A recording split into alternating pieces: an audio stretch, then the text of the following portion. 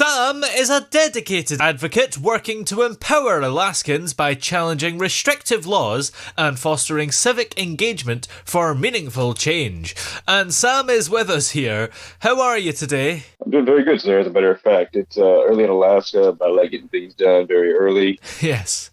Now, what kind of restrictive laws are you looking to challenge? Mostly business laws and political laws. Because some restrictive laws we have, for example, most people, most states, most countries have a form of tax that are imposed on their citizens. And I understand that most people will argue that taxes are necessary to get things done, such as road repair, first responders, pay for police, and that sort of thing. And that's fine. And that's perfectly understandable. However, at the end of every single year on a federal level, bills are always put forward to get things done that cost more money. And most of those things that are asked to be added are not things that are already covered. They're not asking for, more money just to hire police officers. Now, I'm not saying they don't ask for those things, but there are other projects they ask for, such as expanding other businesses, paying for new governmental offices, and those things are fine. But the question I always have is, are those things necessary? For example, at the state level, our Secretary of Tax often asks for lighter restrictions on oil production and oil companies. And for anybody, I gave the links to the website. I do give the citation for what I'm saying, so I'm not just making stuff up as I go along. But one of the main problems I have is that in Alaska, we have what is called an inventory tax for business. Now, what that means is, let's say that you're a fleet company and that you own 6 trucks, right? Let's say 6 flatbeds. At the end of the year, let me correct that so nobody's confused. You're a fleet company and you sell your vehicles, such as Bob's Services Incorporated. They actually sell trucks to the guys who work on the slope. And so at the end of the year, if you only sell 4 trucks and you have 2 more sitting there, they charge you an inventory tax, meaning you have to pay tax on something you already bought. And what do you think the solution is? Because as you say, most people would argue tax is important. So what do you think should be done? This is exactly where I mentioned that citizens need to be involved. The first thing I would do is there needs to be a receipt on what state and federal tax money is spent on. At the end of the year, I don't know how you guys, are you actually in the UK or do you live in the US? I'm in the UK, yeah. Okay. Now, do you guys still get sent you still write out W-2s, right? You still fill out tax forms once a year? It depends. If you're employed, most of the time it's done automatically for you. But if you're self-employed, you have to fill out a return yourself. Exactly. You fill out a return. Now, they know exactly how much you make, right, in order to do that? Yeah. Okay, that's the problem. We know what we make, and the tax office knows what we make, but we don't know what they spend that money on, do we? Do they send you a receipt saying this is what you use your tax dollars for? No, we don't. Because that's the thing, isn't it? We could list stuff. We could say, as you mentioned, the police and whatever, but we don't really know the percentages, do we? Exactly, and that's the problem. If we knew those percentages, I would not be as upset. See, it's different if you say, hey, we spent your money on this, this, and this. Yeah. But when you're just shelling money out to additional projects and you're not making that common knowledge, I'm like, okay, there's an issue. Yeah. Especially, let's say this year, let's say all the individual businesses made twice as much money as they did the previous year, right? Yeah. Now that's more tax, right? Yeah. Now, if last year they made what they made and everything was covered, how about a tax break the next year? Yeah. And also another solution would be in Alaska specifically, we have plenty of oil fields up here. And the oil fields get taxed, and I am not a supporter of people just because they make more money getting taxed more, pardon me. But I do believe that if some of the projects that our governmental offices put forward were actually businesses that could self-sustain themselves, one of the things I said was we should have an oil field that just covers our tax, period. We sell the gas to businesses in the lower 48, and all that revenue just covers whatever taxes pay for, or at least a large chunk of it. And that way you can actually lessen the burden on the individual citizen, especially if you pay for it with citizens' tax dollars, because the citizens are the ones still making the investment. I'm like, take 1 year's worth of tax money, and instead of investing in projects that only shell money out, invest in a project that brings money in. That way, in the future, that tax goes down instead of going up. What are your own political aspirations? I've gotten offered to run someone's political campaign. Oh, wow. Yes, because one of the guys up here, he desires to be part of the legislative branch, but he's not a big fan of debating. Yeah. So he said, if you could handle the debates, I think that would be good. Personally, I'm not solely driven to become, the next state governor, the next state legislator, but I do believe with certain things, it would be necessary to actually do that. So I would appreciate being on the legislative board, but I would need time to focus on it because right now I'm working, right now I'm building my own business. So, it's like Solomon said, you got to focus on one thing at a time if you actually want to make an impact. So personally, I'm a fan of just being active on it. I've given 2 presentations. This is the 3rd thing I've done politically aimed. And this Thursday, I'm giving a presentation at one of the churches up here. They have political meetings there as well. That sounds exciting. And why do you feel it's so important to kind of focus on one thing at a time? Well, because you can put more energy there. It's just like your hand. Have you ever seen boxing before, or you watch the sport at all? Okay.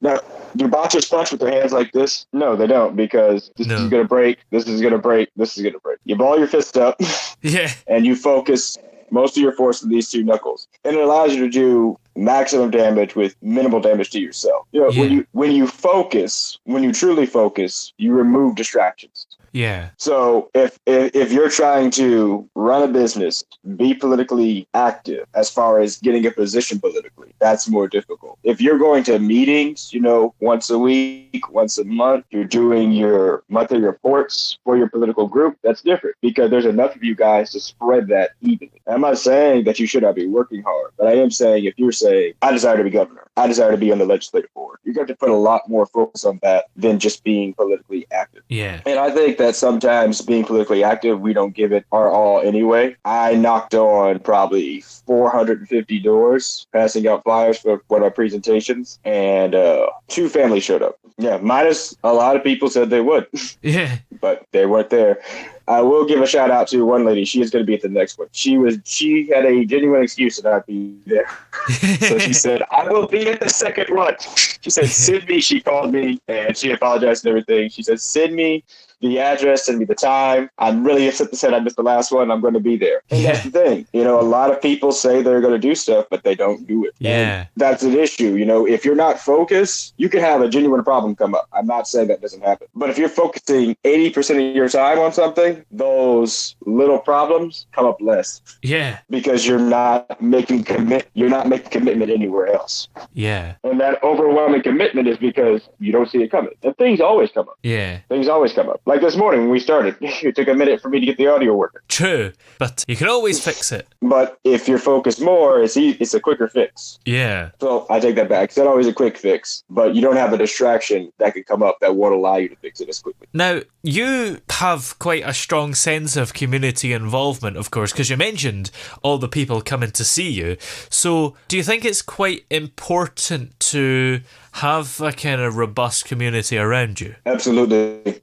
We definitely have one up here. And one of the other things that you mentioned was the other goal I had. One of the banes, I guess I would say, that we have to face are, I'm not against people insuring themselves for safety. I am against vehicle insurance being mandatory because I know people personally who actually they didn't come to the interview because they were actually working, but they did watch it. Or to the presentation, rather. And they have gone 20 years and had 0 accidents. And this is not secondhand or hearsay. This person's insurance rates just keep going up within the last 5 years. So, and a lot of people will say, well, what if your house burns down? Then what? I said, do you know what happened to my granduncle on my mother's side of the family? And I believe this was in the 60s. Yeah, sure enough, one of their buildings got burned. His neighbors showed up with some 2x4s. They tore down the old wood and they put up a new one. When I was 12 up here, one of our neighbors' garages, his garage at wood, his garage caught on fire. And so I was jumping up and down like, hey, let's go over there and help him rebuild it. Let's go help him fix it. Some other people wound up helping him. We did not personally partake of it. But to me, that's how a community should work. If my next door neighbor, has a car lot and it catches on fire, you best believe on a Sunday I'm going to be out there. That's how community should work. Yeah. We're willing to work with strangers for money, but we're not as willing to work with strangers for community. And I feel like that's a problem. Education, I believe, has in the U.S. has definitely gotten people to focus money over relationships. And how does a robust community play into the greater well-being of a state and the country, do you think? Well, it's like this. If at our political level in the U.S., we have people who, if someone's part of a certain political party, they'll refuse to speak to another person of an opposing party. Not everybody. I know people like to argue Democrat, Republican. There are people in both of those groups who are willing to listen to someone else's point of view and to object respectfully and receive criticism respectfully. Yeah. That's not the rule. Yeah. By far.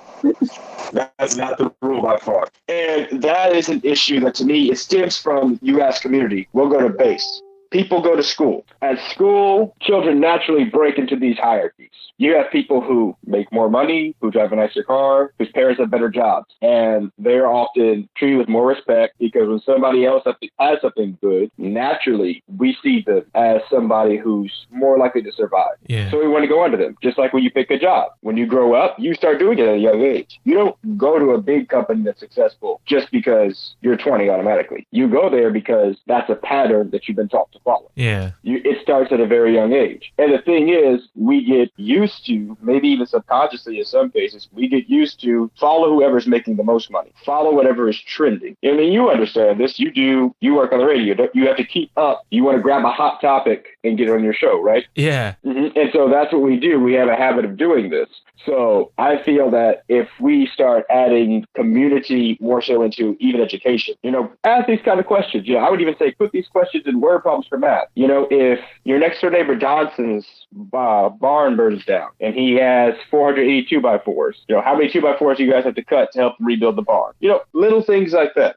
Because if a community is a unit, then that city's a unit. And if that city works the next city over, then that entire, up here we have boroughs, just cities and communities in Alaska. If they're willing to work together, they can get something done. Remember what I said earlier about focus? Yeah. If a community has focus, then the city can have focus. The cities have focus, then the state has focus. And the states have focus, then the country can have focus. Yeah. So it's the same principle. You want to start at the bottom of things. And if the community is willing to work together and behave in a mature manner, and they raise their children to work together and to behave in a mature manner, when those children grow up and they take part in political action, it doesn't always have to be a debate. We practice arguing more than we practice working together. But when we practice something, it becomes, a lot of people say practice makes perfect. One of the coaches I spoke to, she said, no, practice makes permanent. So if you spend 80% of your time practicing debating and arguing, you have not perfected working with people. Yeah. You've perfected working against people.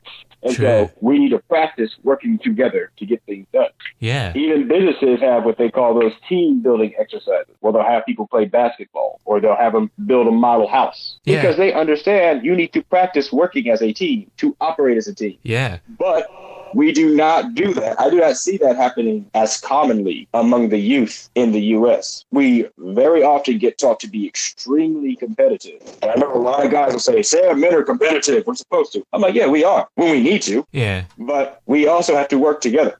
Because if we just compete, nobody has practiced mitigated situations. Yeah. And so I feel like the fathers in the U.S. need to make conscious effort to teach their sons that. The mothers need to make a conscious effort to teach their daughters that. And children, young children who are becoming adults, they need to practice that as well. Because very often over here, the rule is from 7 years old to 18 years old, or to 17 years old rather, you're allowed to behave foolishly and make silly mistakes or even very bad choices. But once you turn 18, you're automatically supposed to start being responsible. And I say, you just told them for the last 11, 12, 13 years, it's okay to not be responsible, meaning they've practiced not be responsible. You think that overnight they're going to be responsible, so by the time they're 21, they're making very good decisions. It doesn't work that way. Yeah. People who succeed when they're in their 20s is because they were taught in their teens and 1, 2, 3, 4, 5, 6, 7 to be responsible.